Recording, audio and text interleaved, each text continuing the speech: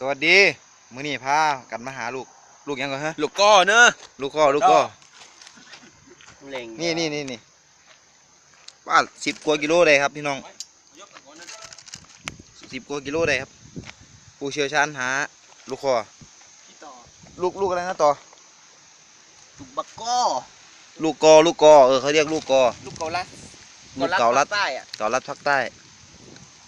วิธีการขบนะครับขบง่ายๆขบด้านข้างพอแกะออกมานะครับเดี๋ยวแป๊บนึง แกะแล้วเด็กก็แกะผ้า โอ้มันเน่าครับลูกนี้กินไม่ได้ข้างในมันจะเป็นสีขาวครับถ้าแถวบ้านผมเขาเอื้อนบักบกเด้อบักบกมันคล้ายๆกันแต่ว่าอันนี้มันจะมันเหมือนกันแต่ลูกมันอันนี้ลูกคล้ายๆตัวอะไรนะที่อยู่ในหนังอะที่มันกินอะที่มันแย่งนั่นแหละ มึงพูดได้จัดๆลูกเกาลัด ลูกอะไรนะ ลูกเกาลัด ลูกเกาลัสมีเอสเหมือนไล่หมาเอ็กซ์ซิลแค่นี้บ๊ายบาย